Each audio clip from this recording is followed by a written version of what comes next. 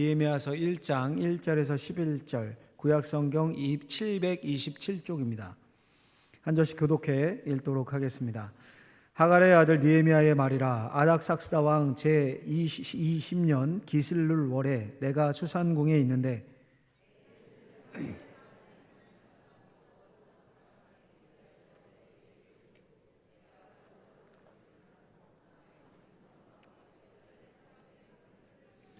그들이 내게 이르되 사로잡힘을 면하고 남아있는 자들이 그 지방 거기에서 큰 환난을 당하고 능욕을 받으며 예루살렘 성은 허물어지고 성문들은 불탔다 하는지라. 내가 이 말을 듣고 앉아서 울고 수일 동안 슬퍼하며 하늘의 하나님 앞에 금식하며 기도하여 이르되 하늘의 하나님 여호와 크고 두려우신 하나님이여 주를 사랑하고 주의 계명을 지키는 자에게 언약을 지키시며 긍휼을 베푸시는 주여 간구하나이다. 이제 종이 주의 종들인 이스라엘 자손을 위하여 주야로 기도하오며 우리 이스라엘 자손이 주께 범죄한 죄들을 자복하오니 주는 귀를 기울이시며 눈을 여시사 종의 기도를 들으시옵소서. 나와 내 아버지의 집이 범죄하여 주를 향하여 크게 악을 행하여 주께서 주의 종 모세에게 명령하신 계명과 율례와 교례를 지키지 아니하였나이다. 옛적에 주께서 주의 종 모세에게 명령하여 이르시되 만일 너희가 범죄하면 내가 너희를 여러 나라 가운데에 흩을 것이요 만일 내게로 돌아와 내 계명을 지켜 행하면 너희 쫓긴 자가 하늘 끝에 있을지라도 내가 거기서부터 그들을 모아 내 이름을 두려고 택한 곳에 돌아오게 하리라 하신 말씀을 이제 청하건대 기억하옵소서. 이들은 주께서 일찍이 큰 권능과 강한 손으로 구속하신 주의 종들이요 주의 백성이니이다. 같이 읽습니다. 주여 구하오니 귀를 기울이사 종의 기도와 주의 이름을 경외하기를 기뻐하는 종들의 기도를 들으시고 오늘 종이 형통하여 이 사람들 앞에서 은혜를 입게 하옵소서 하였나니 그때에 내가 왕의 술관원이 되었느니라. 아멘. 하나님 아버지 감사합니다. 하나님 앞에 말씀 앞에 서게 하시고 이 말씀이 능력이 되고 이 말씀이 회복의 말씀이 되어 우리를 변화시키고 이 말씀으로 인해 새 힘을 얻고 도전받는 시간이 되게 하여 주옵소서. 성령께서만 역사하실 것을 믿으며 예수님의 이름으로 기도하옵나이다. 아멘. 여러분, 오늘은 예기치 못한 곳에서 시작되는 하나님의 섭리라는 제목으로 하나님의 말씀을 선포하고자 합니다. 우리가 여러분 스포츠를 말할 때 각본 없는 드라마다 이런 말 들어보셨죠? 예상할 수 없기 때문이겠죠? 2002년을 겪은 분들, 한국이 월드컵 4강에 올라갈 거다 상상하셨던 분 있습니까? 아무도 없을 겁니다. 당시 한국의 우승 확률을 대부분 이제 도박사들이 베팅한 것을 가지고 확률을 따지고 난 이제 찾아보니까 0.67%라고 되어 있더라고요. 0.67% 우승 확률 0.67%. 그러면 4강 확률도 뭐 1% 안 된다는 얘기 아니겠습니까? 이런 예 너무도 많죠. 돈을 가장 많이 투자한 팀이 운동 스포츠에서 하위권에 머무르기도 하고, 그래서 스포츠가 각본 없는 드라마입니다. 근데 여러분, 이렇게 각본 없는 드라마인 스포츠보다 더 예기치 못하게 움직이는 각본 없는 드라마가 있는데 뭘까요, 여러분? 하나님이 써가시는 구원의 드라마입니다. 하나님의 일하심입니다. 여러분 생각해 보십시오. 죄로 인해 타락해 죽을 수밖에 없는 인간을 위해 하나님의 아들이, 하나님이 직접 이 땅에 온다. 그리고 십자가를 지셔서 구원의 길을 내시고 사망 권세 깨고 부활하셨다. 이것보다 예상 밖의 일이 또 있겠습니까? 상상조차 할 수 없는 방법으로 하나님이 우리를 위한 구원의 길을 여신 겁니다. 인간이 생각해내고 고안해낼 수 없는 방법입니다. 하나님의 일하심이 이렇습니다. 예상할 수 없는 방법, 우리의 지식과 우리의 이성과 우리의 상식을 뛰어넘어서 일하시는 경우가 너무도 많습니다. 그러니까 우리는 어떻습니까? 모든 가능성을 다 열어놓고 겸손할 수밖에 없는 겁니다. 겸손히 하나님의 뜻을 구하고 생각하고 그렇게 매일 해야 할 일이 기도입니다. 그래서 기도하라는 겁니다. 하나님의 뜻을 찾고 기도는 하나님을 이해하는 자리이기 때문에, 기도가 대화 아닙니까? 대화를 해야 통하지 않습니까? 그래서 기도하라는 겁니다. 제가 여러분 영상 보셨던 것처럼 지난주 이제 한 주 비우고 태국 선교지에 다녀왔는데 매일매일 이제 시간 내서 묵상했던 본문이 느헤미야서였습니다. 특별히 제가 이렇게 느헤미야 묵상해야겠다 정하고 간 게 아니라 이 큐티집 순서에 따라서 하다 보니까 요즘 큐티가 새벽에 느헤미야 보지 않습니까? 느헤미야서를 묵상했고 주신 감동이 있어서 느헤미야 시작인 1장을 오늘 설교의 본문으로 택했습니다. 이 느헤미야의 큰 줄거리를 아시는 분들이 있을 텐데 조금 설명해 드리면 페르시아라고 하죠. 페르시아, 고대 제국. 성경엔 바사라고 돼 있어요. 바사가 페르시아입니다. 그 페르시아에서 왕의 술관원을 하고 있었던 느헤미야라는 사람이 망한 조국, 망했어요. 조국이 예루살렘, 이스라엘. 그 예루살렘의 소식을 듣고 왕에게 간청을 해서 허락을 받아 총독으로, 그 예루살렘의 총독으로 부임해서 무너진 성벽을 재건하고 이스라엘 나라 백성 공동체를 회복한 이야기가 느헤미야의 큰 줄거리입니다. 이 큰 줄거리를 들으면 간단하지 않습니까? 밋밋해 보이는데 그런 밋밋한 이야기가 아니라 말 그대로 각본 없는 드라마입니다. 설교 제목처럼 예기치 못한 곳에서 시작하는 하나님의 섭리가 이 느헤미야를 통해 잘 드러나고 있는 그런 이야기입니다. 배경을 조금 더 깊게 설명을 해드리면요, 유다 왕국이, 이스라엘이 남왕국 유다, 북왕국 이스라엘 이렇게 분리되어 있었거든요. 남북 우리나라 분단된 것처럼. 근데 먼저 북이스라엘이 망하고 남왕국 유다 왕국이 주전 586년에 바벨론이란 제국, 당시의 제국 바빌로니아, 세계 역사에서는 그렇게 되어 있는 그 바벨론에 의해 완전히 멸망합니다. 예루살렘 폐허가 되고 많은 유대인들 포로로 다 끌려갑니다. 그 나라 바벨론 포로로. 근데 그렇게 포로로 끌려간 그 유대인들이 약 50년이 지난 주전 538년쯤에 고향 예루살렘으로 돌아오게 됩니다. 그때 지도자가 이름이 스룹바벨이라는 사람이었습니다. 그게 1차 포로 귀환이에요. 1차 유대인들이 고향으로 돌아온. 그때 귀환한 사람의 수가 약 5만 명이었습니다. 5만 명. 와서 뭐 하냐면 성전을 다시 세우는 거예요. 성전을. 성전 재건까지 하면 약 70년이 소요됩니다. 그래서 바로 바벨론에서 포로 귀환까지 70년 이렇게 들었던 분들 있으실 텐데 그래서 70년이에요. 여러분 상상을 해보십시오. 성전 재건하는 게 쉽겠습니까? 쉬운 일 아니죠. 다시 돌아와서 성전 완공까지만 해도 20년이 걸린 겁니다. 20년. 예를 들어서 좀 생각하면 확 다가오실 것 같아요. 우리나라 일제강점기에 강제로 이주당했던 사람 있지 않습니까? 고려인들 뭐 이런 사람들. 그 고려인이 수십 년, 50년 지난 후에 약 5만 명이 귀환해서 다시 우리나라에 들어와서 5만 명이 마음을 합쳐 들어와서 자신의 고향에서 삶의 터전을 새롭게 막 일구고 청와대라든가 뭐 국회의사당이라든가 뭐 나라의 이런 랜드마크가 될 이런 걸 세운다. 가능합니까? 불가능한 일이죠. 쉬운 일이 아닙니다. 이미 그 폐허가 된 예루살렘에 다른 이방인들도 살고 있었고 삶의 터전을 살고 있는 사람, 일구고 있는 사람들도 있었습니다. 그들의 반대도 있었을 거 아닙니까? 또 주변 이웃 민족들 가만히 있겠습니까? 5만 명이 들이닥쳐가지고 나라 세우겠다는데 끈질기게 방해합니다. 그런데 하나님의 섭리로 무너진 성전을 재건하는데 성공을 합니다.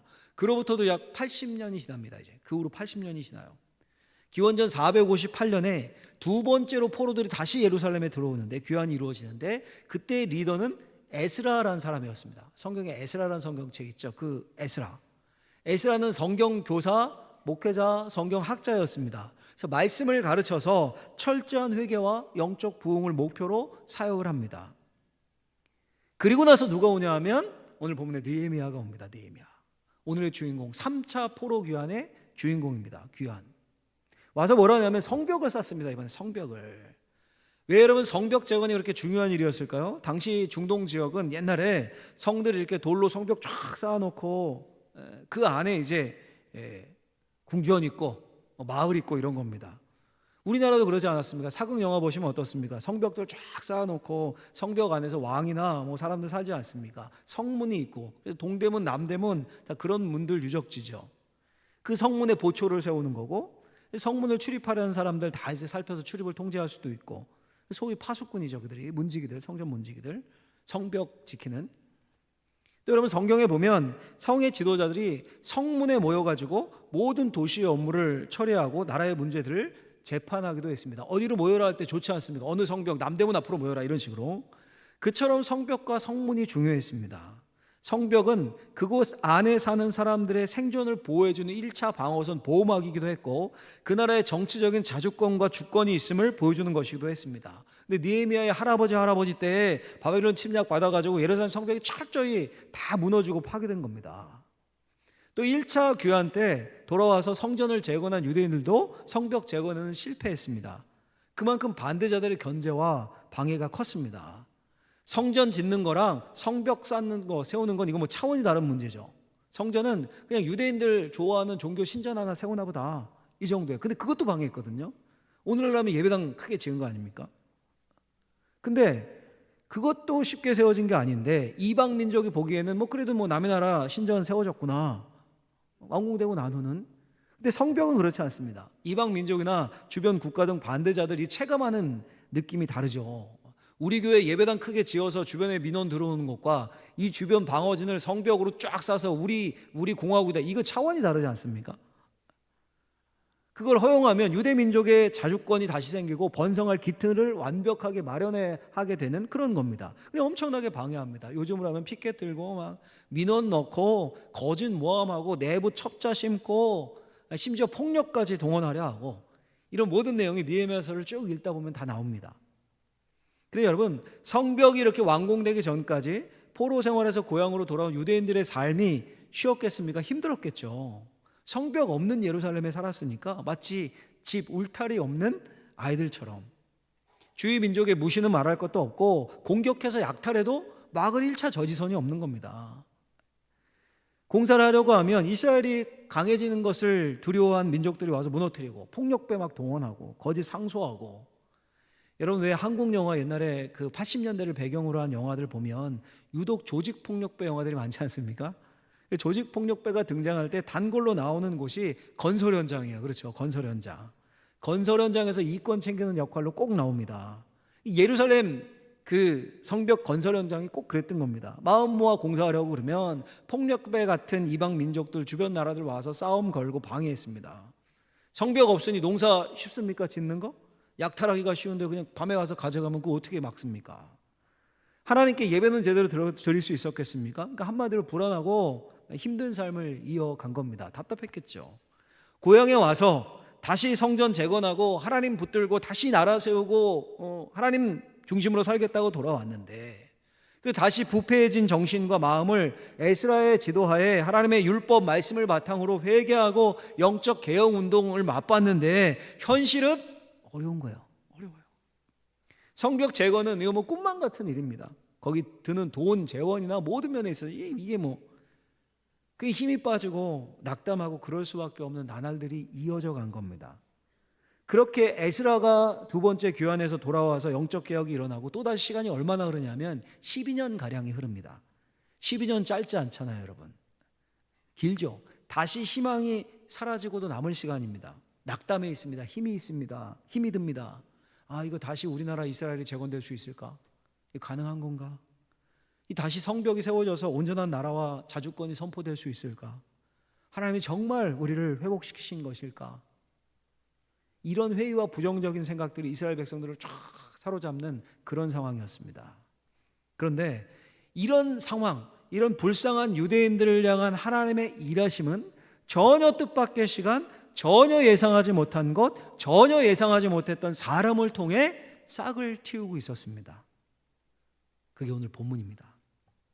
하나님이 그 예루살렘으로부터 거의 1000km나 넘게 떨어진 대제국 페르시아의 수산궁 수도, 거기서 일을 시작하십니다. 누굴 쓰십니까? 느헤미야를 쓰셔요. 느헤미야는 왕의 최측근인 술관원이었습니다. 오늘날 하면 대통령 비서실장 격입니다. 왕의 음식과 술자리까지도 다 옆에서 책임지는 자리니까 최측근이죠. 소위 수행비서 생각하시면 돼요. 느헤미야가 평소와 다름없이 그 궁에서 수상궁에서 자기 일을 감당하고 있었습니다. 근데 왕궁에서 예루살렘에 다녀왔다는 두세 사람을 만나게 됩니다. 그 중에 자기 동료, 친했던 동료 하나니라는 인물이 있었습니다.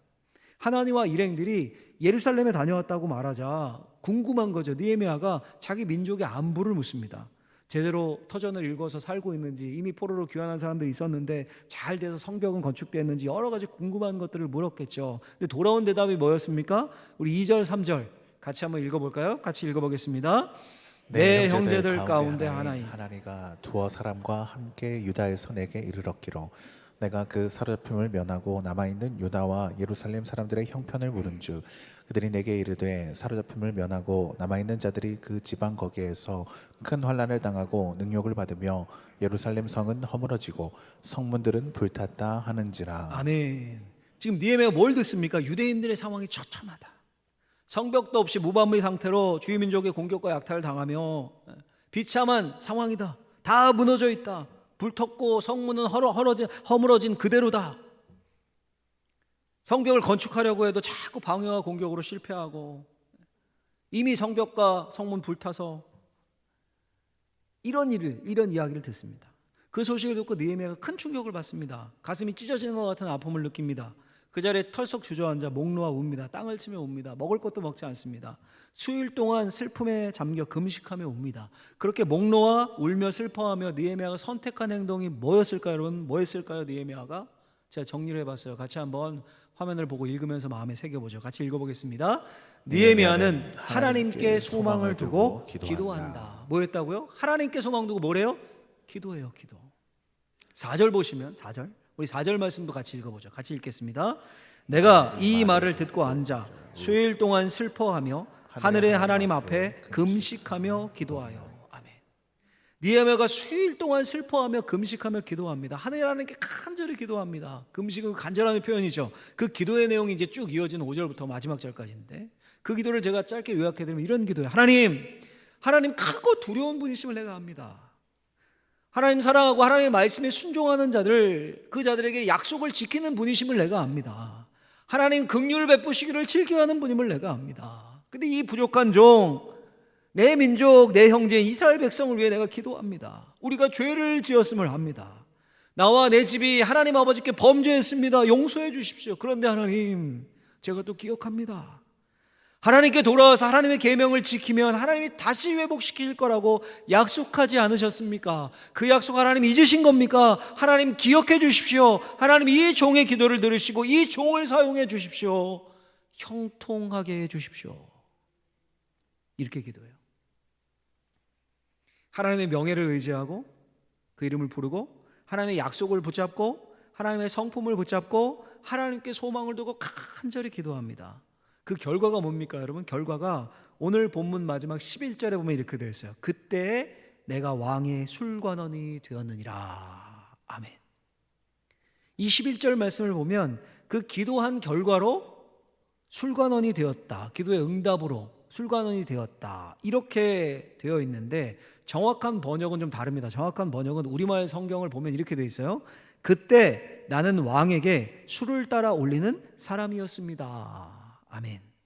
무슨 말이에요? 이미 느헤미야는 술관원이었다는 거예요. 이 기도할 때도. 우리말 성경뿐 아니라 다른 여러 성경 버전, 영어 성경 다른 번역본도 다 이렇게 번역하고 있습니다. 이미 술관원이었다. 원어 성경이 그렇기 때문에요. 그 무슨 말입니까? 술관원이었던 느헤미야의 간절한 기도를 들으셔서 왕에게 은혜를 입게 되었다는 거예요. 2장에 보면 그 내용이 나와요. 제국의 왕이 느헤미야의 청을, 수행 비서의 청을 그대로 들어서 느헤미야를 조국 예루살렘의 총독으로 발령을 냅니다. 이 있을 수 없는 일이죠. 이런 대통령 측근을, 수행 비서를, 비서실장을 미국이다, 중국이나 이런 나라도 아니고 저기 아프리카 오지 식민지 외교관으로 보낸다. 말이 됩니까? 게다가 여러분, 느헤미야는 유대인 포로 3세대 혹은 4세대쯤 되었을 겁니다. 혈통이 소수민족 유대인 포로입니다. 근데 왕의 술관원 수행비서가 됐습니다. 그 말은 느헤미야가 완전히 비범한 인물이었다는 거죠. 비상한 인물이었다는 겁니다. 능력이 탁월한, 마치 미국에서 한국계 3세 4세가 백악관 트럼프 대통령의 최측근이었다, 이것과 같은 내용입니다. 근데 그런 탁월한 사람을 곁에 안 두고 저 멀리 그 오지 고국으로 돌아가겠다는 말을 수락한다. 이건 요즘도 있을 수 없는데 이 제국 시대에는 있을 수 없는 일입니다. 그런 청을 넣는 것 자체가 눈밖에 날 각오를 해야 하는 일이고, 게다가 느헤미야의 그 모든 청을 그대로 순순히 들어주고 너 언제까지 오겠느냐 기한도 정하면서 모든 자원 아끼지 말아라, 이런 조서까지 내립니다. 성벽 건축하려면 돈 엄청 들 거 아닙니까? 누가 일하신 겁니까? 하나님이. 느헤미야가 올렸던 기도, 주여 구하오니 귀를 기울이사 종의 기도를 들으시고 오늘 종이 형통하여 이 사람이 왕이야, 아닥삭스다 왕, 이 사람 앞에서 은혜를 입게 하옵소서, 이 말이에요. 이 기도를 그대로 들으신 거예요. 느헤미야는 절대 왕의 마음을 좌지우지할 수가 없습니다. 왕의 수행비서가 어떻게 왕을 떠납니까? 좌지우지할 수가 없습니다. 왕 앞에 근심을 보이는 것만으로 죽을 수 있습니다. 근데 하나님이 일하셨어요. 여러분, 느헤미야는 시작부터 하나님의 섭리를 보여주는 책입니다. 그럼 여러분, 그 하나님의 섭리를, 하나님의 일하심을 지금 느헤미야서가 어떻게 보여주고 어떻게 소개하고 있습니까? 제가 정리했어요. 짧게 한번 같이 읽어보죠. 같이 읽겠습니다. 하나님이 예기치 않은 곳에서 일을 시작하신다. 예기치 않은 곳에서 일하시는 하나님. 자, 여러분 좀 설명이 필요하죠. 오늘 본문의 주인공 느헤미야예요. 느헤미야. 근데 진짜 주인공은 따로 있습니다. 누굽니까? 하나님이에요. 하나님. 소위 진짜 실세는 하나님입니다. 자, 문제는 지금 어디에서 발생했습니까? 어디에 문제가 있습니까? 느헤미야가 있는 수상궁에서 약 1000km도 더 떨어진 예루살렘에 있습니다. 예루살렘에. 정말 하나님의 은혜가 필요한 것은 그곳입니다. 어쩌면 그곳에 있는 포로 귀환했던, 먼저 귀환했던 깨어있는 자들이 간절히 기도했을 수도 있어요. 문제는 거기 있어요. 성벽을 세우는 겁니다. 그게 유대인들의 수건이었습니다. 근데 일이 자꾸 실패를 반복합니다. 곳곳에 방해자들이 있습니다. 일이 진행되질 않습니다. 그러니까 하나님의 일하심을 간절히 바라는 곳은 예루살렘과 그곳에 있는 유대인들이었습니다. 근데 하나님은 어디서 일을 시작하십니까? 예루살렘에서가 아니라 예상하지 못했던 곳 수산궁에서 일을 시작하십니다. 느헤미야에게 때마침 예루살렘을 뭐 때문에 갔었는지 방문한 친한 동료 하나니와 일행들을 만나게 하셔서 그곳의 소식을 듣게 하십니다. 느헤미야에게 조국을 향해 주저앉아 울 수 있는 무너진 마음, 상한 마음을 허락하십니다. 그리고 느헤미야에게 기도의 자리로 나갈 수 있게 하십니다. 그리고 그 기도를 그대로 받으셔서 하나님이 1차적으로 하신 일이 뭡니까? 느헤미야를 형통케 하십니다. 왕에게 은혜를 입게 하십니다. 그게 여러분 하나님이 예루살렘 성벽 건축을 위한 일의 시작이었습니다. 예상치 못한 장소에서 예상치 못한 인물인 느헤미야를 세우십니다. 이게 성벽 건축을 위해서 하나님이 택하신 방법이었고 하나님의 일의 시작이었습니다. 시작. 여러분 제가 이미 설교 서두에 말씀드린 것처럼 오늘 설교를 본문을 이제 지난주 선교지 방문 중에 제가 정하고 메모하고 생각하고 묵상을 하며 거기서부터 준비를 한 겁니다. 그리고 설교검 선교 보고를 해야겠다. 선교 갔다 온 그 방문 보고를 해야겠다. 이제 마음을 먹고 사실은 다음 주에 하려고 해서 다음 주에 조금 더 다듬고 더 이렇게 준비를 해서 하려 했는데 뭐 궁금하다는 소식이 여기저기서 막 저한테 들려와가지고 그럼 이번 주에 해야겠다 해서 이제 말씀을 이렇게 준비하고 했는데 이제 한번 선교 보고를 한번 해보죠. 제가 본 거. 여러분 아시다시피 우리 교회가 100주년을 기념하면서 올해 여러 가지 사역을 했습니다. 그 사역을 우리가 초반에 교회사랑 이 봉투를 헌금 봉투를 만들었습니다. 많은 분들이 동참해 주셨어요. 그래서 여러 사역들을 감당했고 이제 남은 사역 이제 종탑 세워질 거예요. 올해 안에 세워지겠죠. 뒷문에 여기 나와 있는 대로 여기 나와 있는 건 다 할 겁니다. 다.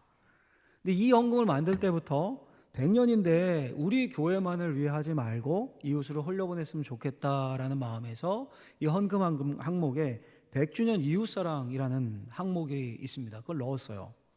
그리고 기도하면서 100년이니까 선교지에 예배당이 꼭 필요한 곳 있으면 그곳을 흘려보내면 좋겠습니다 라고 제가 이미 광고 때 한번 이 항목을 몰라서 모르는 분이 있다 해서 설명한 기억이 있습니다. 근데 여러분 사실 저는 선교지에 예배당 짓는 사역을 그리 좋아하는 편은 아닙니다. 좋아하지 않습니다. 꼭 필요하면 해야겠지만 그걸 선교의 핵심으로 보고 뭐 예배당 10개 짓기, 100개 짓기, 교구마다 예배당 짓고 돈 생기면 뭐 보내서 짓고 구호 걸고 뭐 지어놓고 우리 교회가 10개 지었네, 100개 지었네 그런 거 별로 좋아하지 않습니다. 교회의 핵심은 제가 늘 말하듯이 성도지 예배당이 아닙니다. 늘 그 생각이 제게 있습니다. 제가 이웃을 향해 어떻게 흘려보내야 되는가 많이 기도를 했습니다. 이거 헌금봉투 만들고 여름 이쯤에 정말 많이 기도했습니다. 처음에 선교지는 제 기도 제목에 없었습니다. 우리 지역을 위한 불우이웃 돕기를 해야 되나?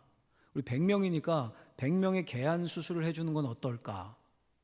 시골 교회 낡은 차량을 이렇게 바꿔드리는 건 어떨까? 정말 힘들고 이런데 알아보기도 했어요. 직접 알아보기도 하고 기도도 했습니다. 근데 여러분 연말이 되면 우리 교회가 희망상자, 기아대책 희망상자를 통해서 어려운 분들을 지원하고 또 추수감사헌금의 일부를 또 지역에 기부하고 그런 사역을 매년 합니다. 이제 다음 주에 희망상자 올 테고 여러분들이 하신 헌금으로 또 올해도 그런 구청이든 뭐 행정복지센터든 아마 흘려보낼 겁니다. 올해도 할 거예요. 그러다가 문득 기도 중에 하나님이 가장 기뻐하시는 일이 뭘까 했을 때 예배구나. 예배를 하나님이 가장 기뻐하실 텐데 그럼 정말로 예배당이 필요한 선교지가 있다면 100주년이니까 이번은 그렇게 흘려보내도 좋겠다라는 마음을 하나님 제게 강하게 주셨어요. 그러면서도 제 마음에 정한 원칙이 있었습니다. 뭐냐면 첫 번째는 늘 제가 여러분들에게 강조하는 거 어기면 안 되죠. 교회는 예배당이 아니라 성도다. 성도가 이미 있어서 계속해서 예배가 드려질 수 있어야 된다. 두 번째는 예배당이 없는 곳이어야 한다. 예배당이 있으면 거기 가면 되잖아요. 세 번째, 예배당을 짓는다고 우리가 헌금이 들어왔다고 전액을 다 부담해서 짓지 않는다. 일부를 돕는다. 그곳의 성도들도 힘써서 헌금할 수 있어야 한다. 네 번째는 너무 먼 나라가 아니라 그래도 우리 교회 성도님들이 방문할 수 있는 곳이었으면 좋겠다. 이건 좋겠다예요. 꼭보다 좋겠다. 제가 좀 까다롭죠, 여러분. 좀 까다로워요, 제가. 근데 그런 기도 중에 태국 선교사님을 만나게 된 겁니다. 제가 말한 적도 없는데 이 마음을 나눈 적도 없는데 정말 이제 저와 친하는 형 동생 하는 이제 후배와 동기 목사님들이 형님 우리 교단에 태국 선교사님이 있는데 한번 만나보십시오. 신대원 후배이기도 합니다. 이 동일한 사람을 몇 명이나 이렇게 저한테 권하는 겁니다. 그래서 만나게 됐어요. 만나게 됐습니다. 이번 총회 때 이분이 이제 태국에서 20년 넘게 젊은데 20년 넘게 사역을 했어요. 20대에 가서. 총회 때 무슨 증서를 준다고 온다고 해서 저도 이제 총대로 총회를 갔어서 만났어요. 만나서 얘기를 하고 제가 생각하고 있는 규진의 교회나 이런 걸 그때 나누고 이렇게 했는데 있다는 거예요. 그런 교회가 있다는 겁니다. 태국에 가게 된 거예요. 갈 때 우리 선교위원회 위원장님과 장로님과 또 100주년을 총 이렇게 TF팀을 만들었었는데 실무를 다 이렇게 담당했던 장로님 두 분과 이렇게 같이 갔습니다. 성경에도 두세 사람의 증인을 말하잖아요. 세 명이 보고 같은 마음을 같은 감동이면 좋겠다 이런 생각에서 여러분 아까 영상에서 보신 것처럼 4개의 교회를 방문했습니다. 4개의 교회를 앞에 3개의 교회는 짧게 이렇게 영상으로 보여드렸고 마지막에 보여드린 게 길게 나온 게 부학교회라는 교회입니다. 그 교회를 가장 길게 소개했는데 사실은 순서대로 하면 두 번째 방문한 교회예요. 두 번째 거기서 주일 예배를 드렸는데요. 이 선교사님 차가 그 한국 선교사님 차가 소형차요. 그 아까 물 지나가는 차 있죠, 조그만 차. 그 차인데 그 마을을 가려면 가다가 차를 바꿔 타야 된다는 겁니다. 무슨 소리야? 차를 왜 바꿔 타야 되는 거야? 그랬는데 승용차로는 못 들어간다는 거예요.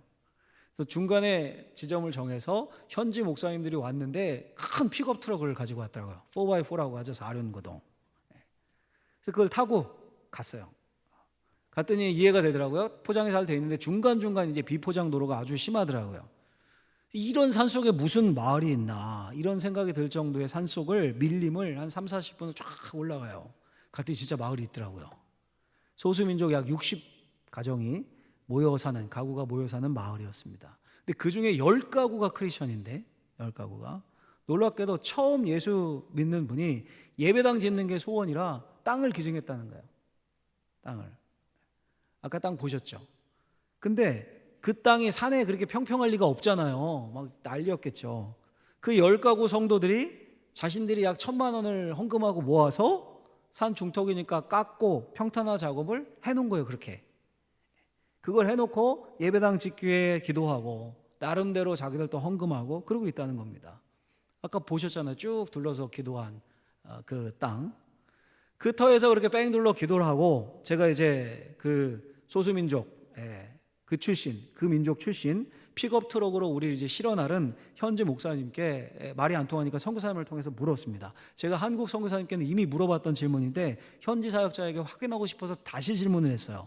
여기 예배당이 세워지면 계속 끊이지 않고 그 예배당에서 예배가 드려질 거라고 확신합니까? 제가 물었어요. 확신에 찬 얼굴로 1초의 망설임도 없이 예스 확신한다는 거예요.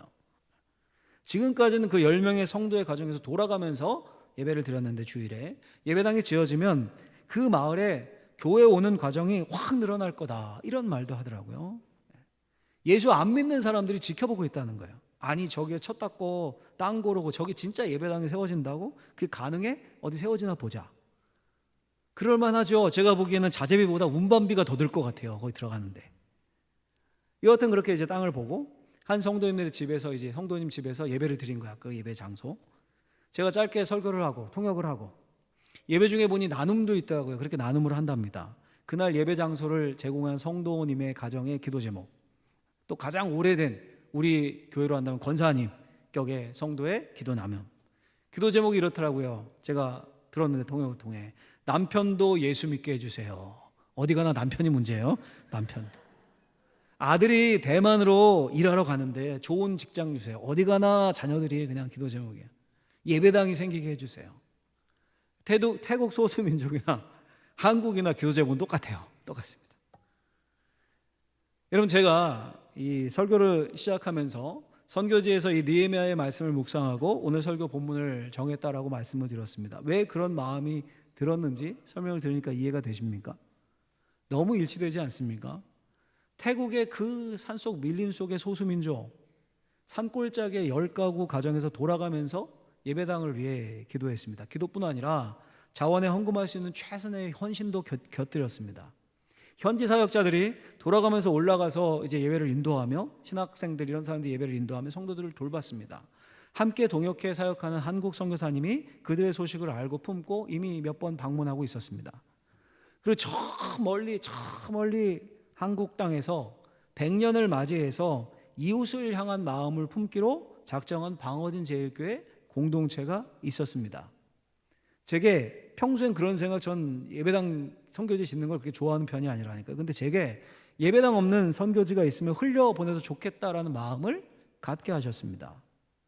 제가 그 한국 선교사님 없을 때, 우리 장로님들과만 있을 때 장로님들께도 물었어요. 두 분 다 선교지 몇 군데는 그래도 방문했던 분들이거든요. 그중 한 분은 또 태국은 아니지만 소수민족 교회 뭐 자주 방문해서 뭐 이렇게 사역하는 이런 분도 있어요. 제가 물었습니다. 장로님 어떠십니까? 마음에 감동이 오십니까? 두 분 다 감동이 오신다고 답을 주시더라고요. 여러분, 예배당을 짓는데 그게 얼마든 흘려보내고 우리가 헌금했네, 뭐 이만큼 했네, 간섭하고 그럴 생각은 1도 없습니다. 1도. 그냥 현지 선교사님과 태국 현지 목사님의 말을 믿을 뿐이에요. 이곳에 예배당이 세워지면 계속해서 예배가 드려질 겁니다. 우리는 광고했던 대로 연말까지 이제 헌금된 일정 금액을 흘려보내고 나머지는 누구의 몫이에요? 그들의 몫이에요. 그들의 몫.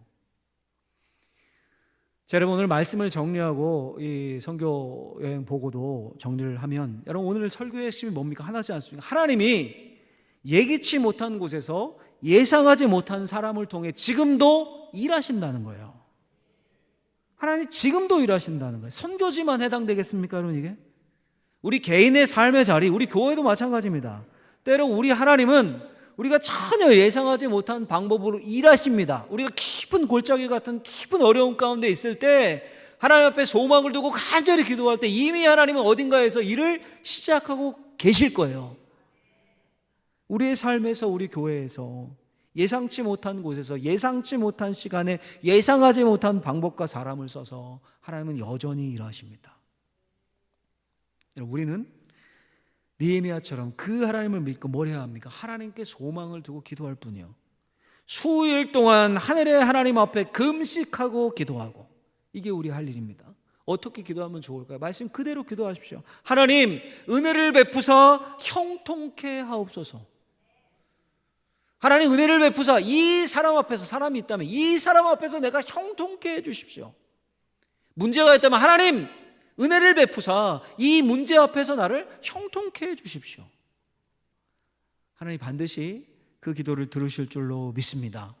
하나님 우리 가운데 일하십니다. 그리고 때가 되면 움직이십니다. 그 하나님을 믿고 그 하나님께 소망을 두고, 여러분, 그게 확 와요. 이게 하나님이 하시는 거구나.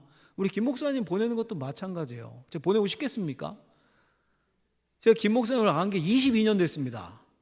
고등부 때부터 알았어요. 제가 목회한다고 내려온 거예요. 고등부 때 알았어요. 사모님 청년회 때 알았어요. 20년 됐습니다. 보내고 싶겠습니까? 있으면 좀 편하죠. 이미 익숙한데. 근데 보내야 될 때구나. 모든 상황과 모든 게 딱딱 맞아떨어져서 이게 보내야 되는구나. 확 오는 게 있어요. 하나님이 그렇게 하라고 하시는구나. 저나 목사님이나 같은 사인. 우리의 삶에 이런 게 있다고요, 여러분. 하나님이 일하시는구나. 이거 해야 되는 거구나. 이 타이밍이구나, 이 사람이구나, 이 때구나, 이렇게 드려야 되는구나. 그때 하나님 앞에 순종하며 하나님께 쓰임 받으면 하나님이 우리의 삶을 책임져 가고, 하나님이 이렇게 인도하시는구나, 하나님의 선한 손길 가운데 내 삶이 있구나, 그걸 느끼는 신앙생활, 이게 신앙생활의 맛입니다. 기도의 응답의 맛이에요. 그런 신앙생활 할 수 있는, 하나님이 우리의 삶에 일하고 계심을 확실히 보고 느끼며 살 수 있는 저와 여러분들 되시기를 예수님의 이름으로 간절히 축원합니다. 축원합니다. 기도하겠습니다. 하나님 아버지 감사합니다. 우리 가운데 일하시는 하나님을 알고 믿습니다. 그 하나님께서 지금 이 안에 각자의 상황이 다 다른데 어떤 분들은 평탄하지만 어떤 분들은 울고 있고 아프고 힘들고, 그러나 하나님 놓지 말고 하나님 앞에, 하나님 나를 이 문제 앞에서, 나를 이 사람 앞에서 형통케 하여 주옵소서. 그 기도에 응답하셔서 우리의 삶에서 역사하여 주옵소서. 예수님의 이름으로 기도하옵나이다. 아멘.